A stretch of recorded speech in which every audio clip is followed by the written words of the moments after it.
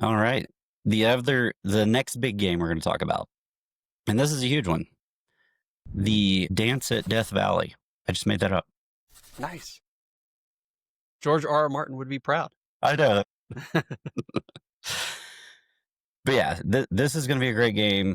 You've got two teams that have a lot of talent returning on both sides of the ball. And one of the big areas that you're going to be looking at is LSU's offense versus Clemson's defense, particularly around the offensive line, defensive line.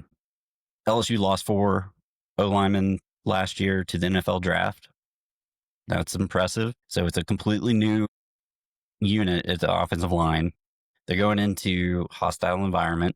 So that's going to be tough. Clemson's defensive line, considered the number 1 defensive line in all of college football with draft prospects, Peter Woods, DJ Parker. It's just a deep defensive line. So it's going to be a battle.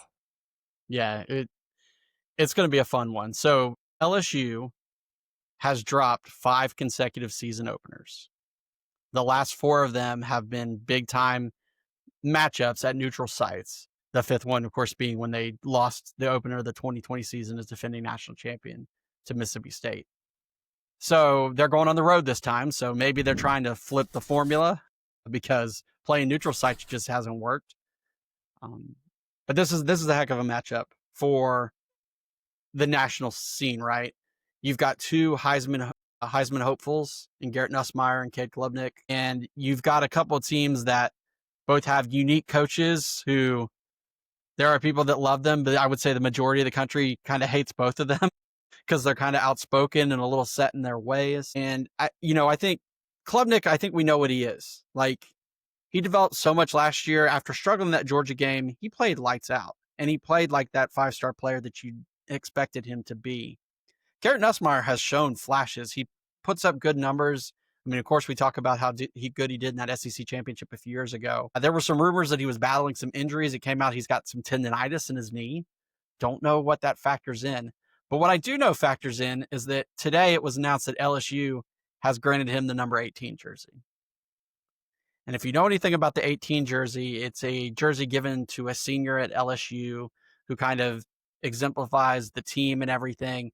They haven't had an 18 on offense in a while. So that's a big honor. That means that they really are placing, the faith that they have in Garrett Nussmaier. Now, he's got a couple of big receivers. Nick Anderson, Aaron Anderson are, his 2 big targets. But a name to watch out for is Kentucky transfer Barian Brown.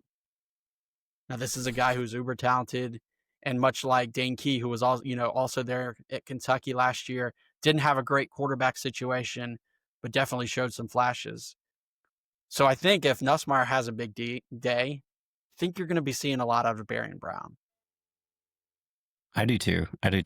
But I also look for the running game to give a little bit of boost. They've got sophomore Caden Durham coming back and people are expecting a big season out of him.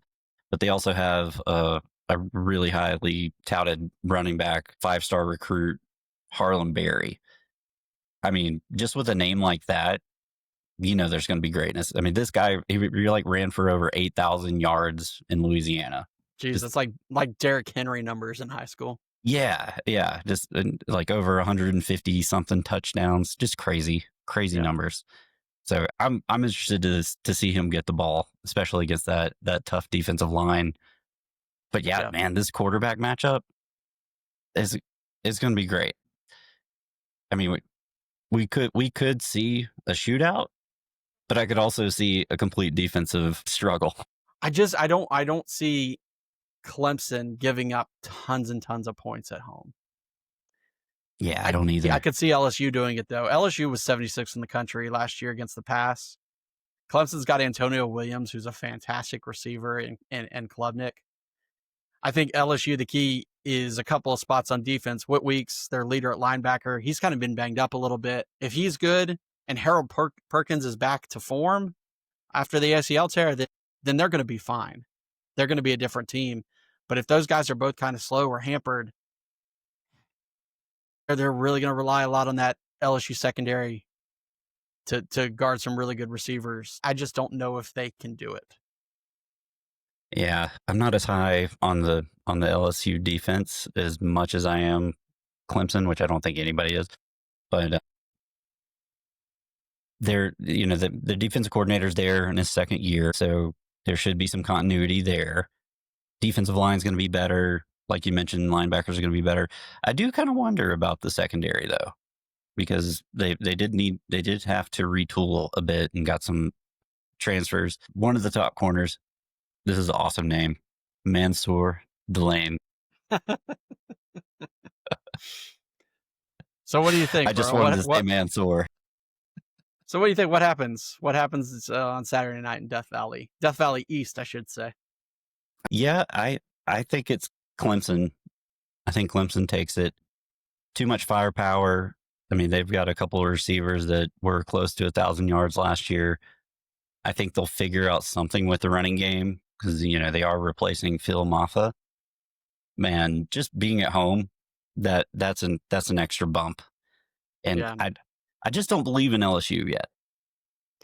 Yeah, LSU's losing streak in season openers, combined with a couple of questions on defense.